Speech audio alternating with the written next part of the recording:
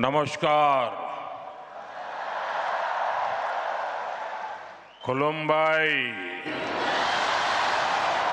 मा खबर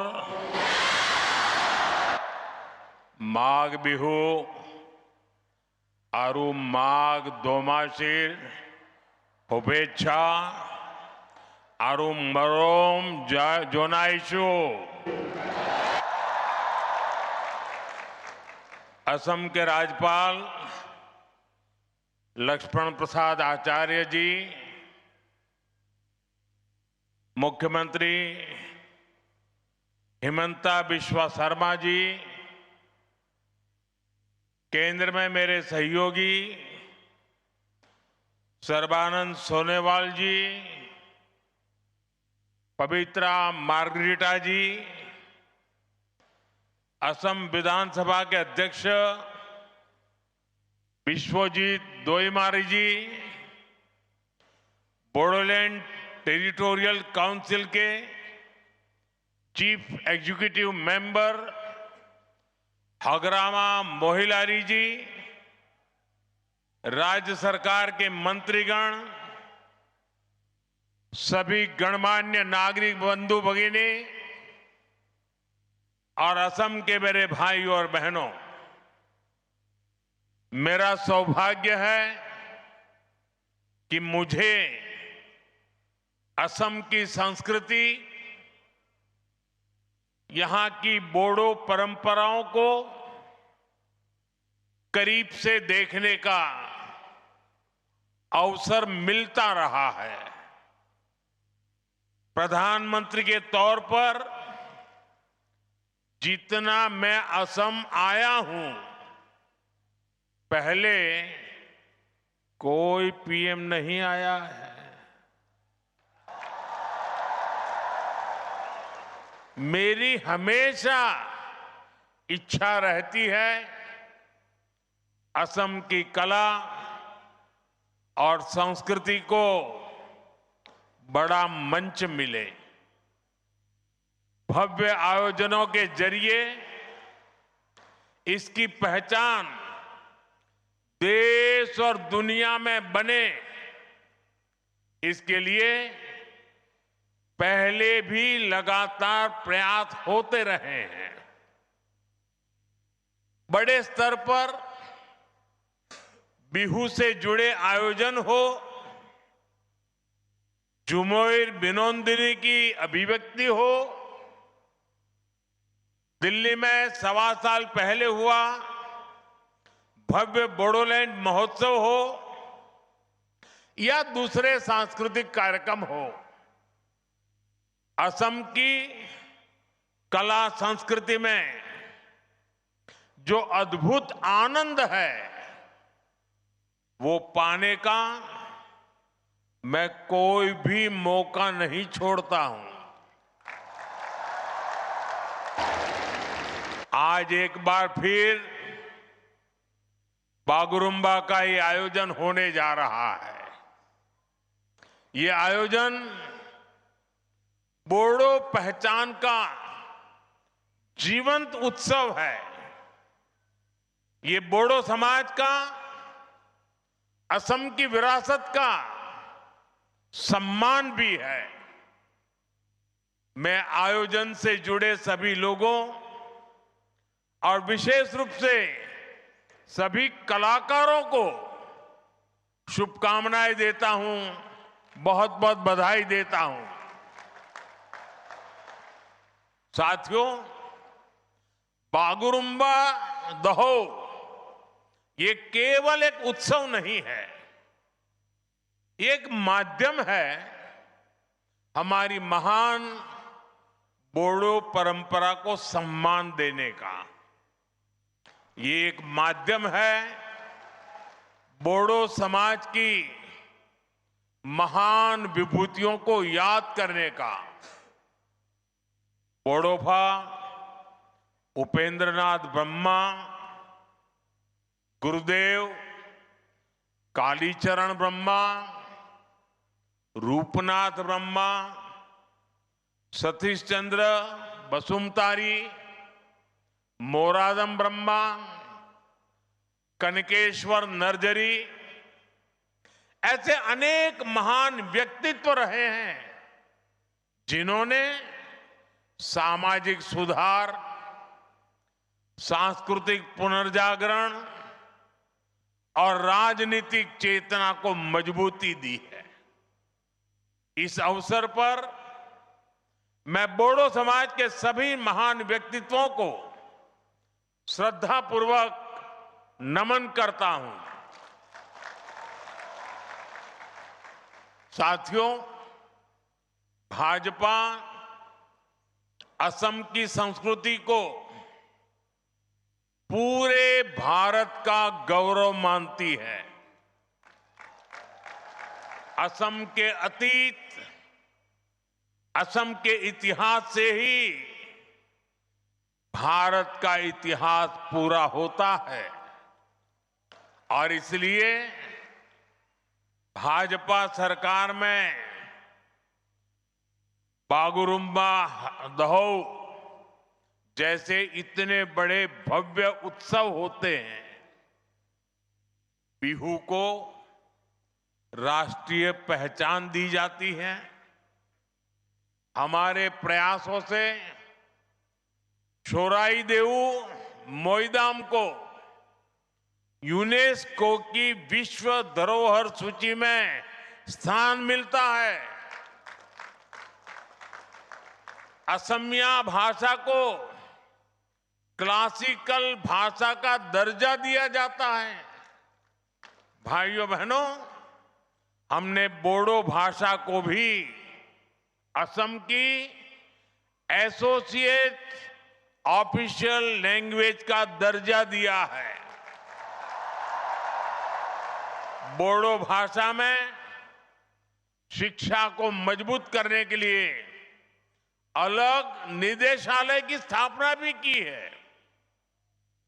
हमारे इसी कमिटमेंट के कारण बाथौ धर्मों को पूरे सम्मान के साथ मान्यता मिली है। बाथौ पूजा पर स्टेट हॉलिडे घोषित किया गया है।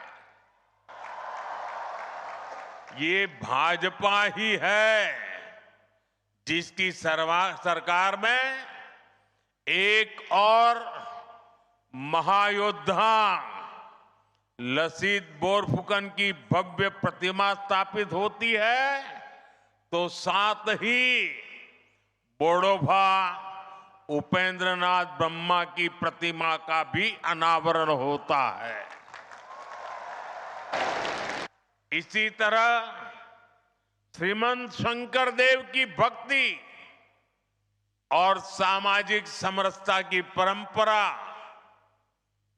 ज्योति प्रसाद अग्रवाला जी की कला और चेतना, भाजपा सरकार असम की हर विरासत, हर गौरव का सम्मान अपना सौभाग्य समझती है।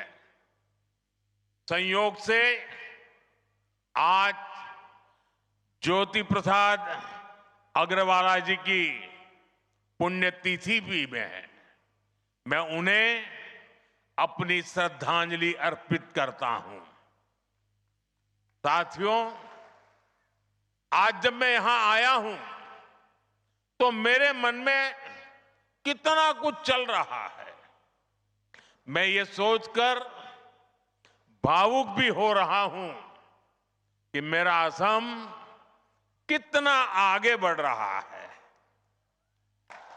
एक समय जहां आए दिन रक्तपात होता था, आज वहीं संस्कृति के अद्भुत रंग सज रहे हैं। एक समय जहां गोलियां की गूंज थी, आज वहां खाम और सिफुंग की मधुर ध्वनि है। पहले जहां कर्फ्यू का सन्नाटा होता था, आज वहां संगीत के सुर गूंज रहे हैं।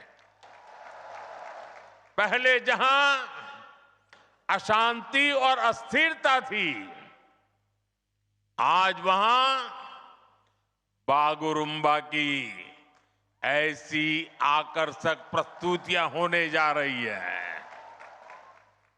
ऐसा भव्य आयोजन ये केवल असम की उपलब्धि नहीं है, ये उपलब्धि पूरे भारत की है। असम के इस बदलाव पर हर देशवासी को गर्व है। साथियों, मुझे संतोष है कि मेरे असमिया लोगों ने, मेरे बोडो भाई बहनों ने इसके लिए मुझ पर भरोसा जताया। आपने डबल इंजन सरकार को शांति और विकास की जो जिम्मेदारी दी, आपके आशीर्वाद से हमने उसे पूरा करके दिखाया। 2020 के बोडो शांति समझौते ने वर्षों से चले आ रहे संघर्ष पर विराम लगाया। इस समझौते के बाद भरोसा लौटा और हजारों युवाओं ने हिंसा का रास्ता छोड़कर मुख्य धारा को अपना लिया। समझौते के बाद बोडो क्षेत्र में शिक्षा और विकास के नए अवसर तैयार हुए।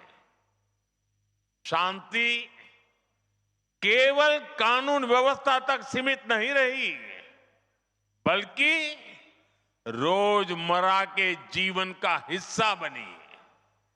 और इसमें आपके प्रयासों की सबसे बड़ी भूमिका रही। साथियों, असम की शांति, असम का विकास और असम का गौरव, इन सब के केंद्र में अगर कोई है तो वो असम का युवा है। असम के युवाओं ने शांति स्थापना के लिए जो राह चुनी है, उसे मैं और हमें सबने उज्जवल भविष्य तक लेकर जाना है। शांति समझौते के बाद से ही हमारी सरकार बोडोलैंड के विकास के लिए लगातार काम कर रही है। सरकार ने पुनर्वास की प्रक्रिया तेज गति से आगे बढ़ाई है। हजारों युवाओं को करोड़ों रुपए की आर्थिक सहायता दी गई ताकि वो एक नई शुरुआत कर सके। साथियों, भाजपा सरकार के प्रयासों का नतीजा आज हम सभी के सामने है। मेरे प्रतिभाशाली बोडो युवा आज असम के सांस्कृतिक दूत बन रहे हैं। खेल के क्षेत्र में भी बोडो समाज के बेटे बेटियां नाम रोशन कर रहे हैं। वो आज नए विश्वास के साथ खुलकर नए सपने देख रहे हैं, अपने सपनों को पूरा कर रहे हैं और असम के विकास को भी गति दे रहे हैं। साथियों, जब हम असम की कला, संस्कृति और पहचान का सम्मान करते हैं तो कुछ लोग ऐसे भी हैं जिन्हें तकलीफ हो जाती है। आप सब जानते हैं, असम का सम्मान किस पार्टी के लोगों को अच्छा नहीं लगता? जवाब एक ही है, कांग्रेस पार्टी। वो कौन सी पार्टी है जिसने भूपेन हजारिका जी को भारत रत्न देने का विरोध किया था? कांग्रेस पार्टी। असम में सेमी कंडक्टर यूनिट का विरोध किस पार्टी ने किया था? खुद कांग्रेस की कर्नाटका सरकार के एक मंत्री ने, जो कांग्रेस के राष्ट्रीय अध्यक्ष के बेटे भी हैं, उन्होंने सेमी कंडक्टर यूनिट का आसाम में क्यों लग रही है, इसका विरोध किया। साथियों, आज भी मैं जब असम की संस्कृति से जुड़ी कोई चीज पहनता हूं, अगर गमोछा अगर मेरे साथ होता है, तो कौन सी पार्टी असम का मजाक उड़ाती है? कांग्रेस पार्टी। भाइयों बहनों, असम और बोडोलैंड क्षेत्र इतने दशकों तक मुख्य धारा से कटा रहा। इसकी जिम्मेदार केवल और केवल कांग्रेस ही है। कांग्रेस ने अपने सियासी फायदे के लिए असम में अस्थिरता पैदा की। कांग्रेस ने असम को हिंसा की आग में धकेला। आजादी के बाद असम के सामने भी चुनौतियां थी, लेकिन कांग्रेस ने क्या किया? कांग्रेस ने उन समस्याओं के समाधान खोजने की जगह उन पर सियासी रोटियां सेकी। जरूरत विश्वास की थी, लेकिन कांग्रेस ने विभाजन को बढ़ाया। जरूरत संवाद की थी, लेकिन कांग्रेस ने उपेक्षा की, बातचीत के रास्ते बंद किए। खासकर बोडोलैंड क्षेत्र, बोडोलैंड के लोगों की आवाज कभी ठीक से सुनी ही नहीं गई। जब जरूरत अपने लोगों के जख्म भरने की थी, जब जरूरत असम के लोगों की सेवा करने की थी, कांग्रेस तब घुसपैठियों के लिए असम के दरवाजे खोलकर उनकी आवाभगत में लगी रही। साथियों, कांग्रेस असम के लोगों को अपना नहीं मानती है। कांग्रेस के लोगों को विदेशी घुसपैठिए ज्यादा पसंद है, क्योंकि वो यहां आकर कांग्रेस का कट्टर वोट बैंक बन जाते हैं। इसलिए कांग्रेस के राज में विदेशी घुसपैठिए आते रहे, असम की लाखों बीघा जमीन पर कब्जा करते रहे और कांग्रेस सरकार उनकी मदद करती रही।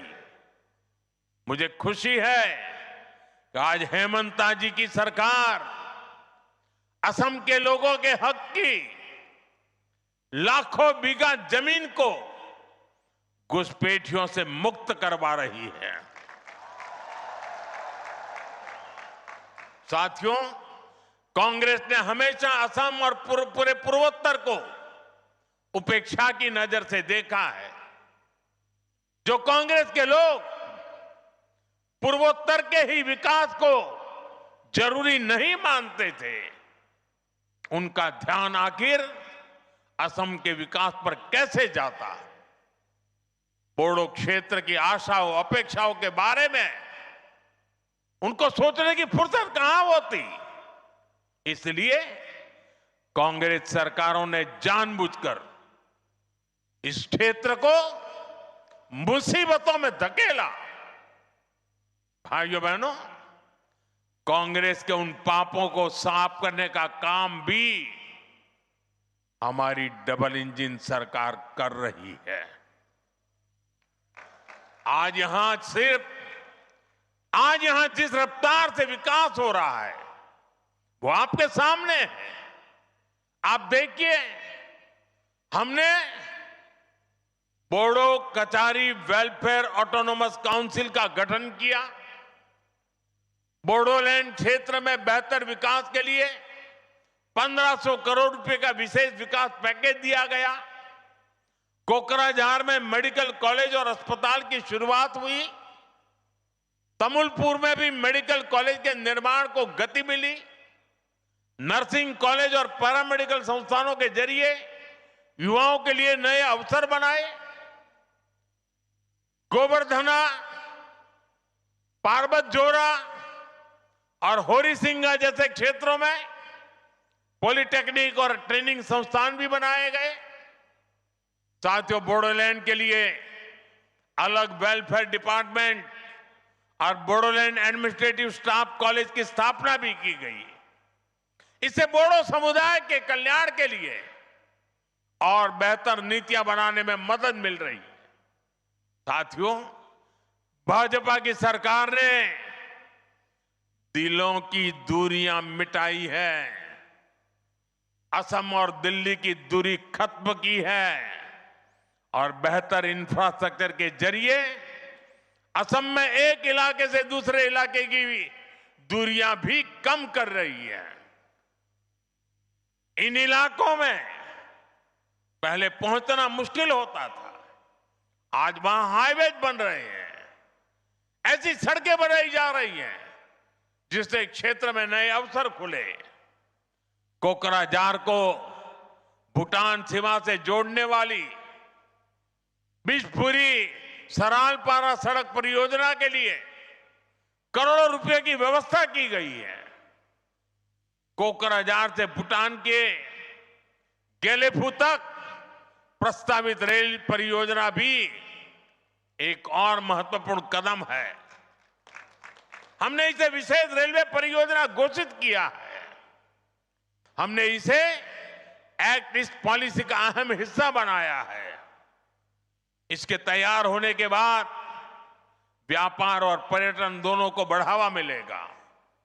साथियों, जब समाज अपनी जड़ों से जुड़ा रहता है, जब संवाद और भरोसा मजबूत होता है और जब समान अवसर हर वर्ग तक पहुंचते हैं, तब सकारात्मक बदलाव दिखाई देते हैं। असम और बोडोलैंड की यात्रा उसी दिशा में आगे बढ़ रही है। असम का आत्मविश्वास, असम का सामर्थ्य और असम की प्रगति से भारत की ग्रोथ स्टोरी को नई शक्ति मिल रही है। आज असम तेजी से आगे बढ़ने वाले राज्यों में अपनी पहचान बना रहा है। असम की अर्थव्यवस्था गति पकड़ रही है। इस विकास में, इस बदलाव में बोडोलैंड, यहां के लोग अहम भूमिका निभा रहे हैं।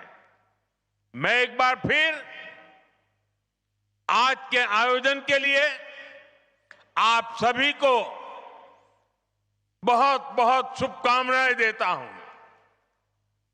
बहुत बहुत धन्यवाद।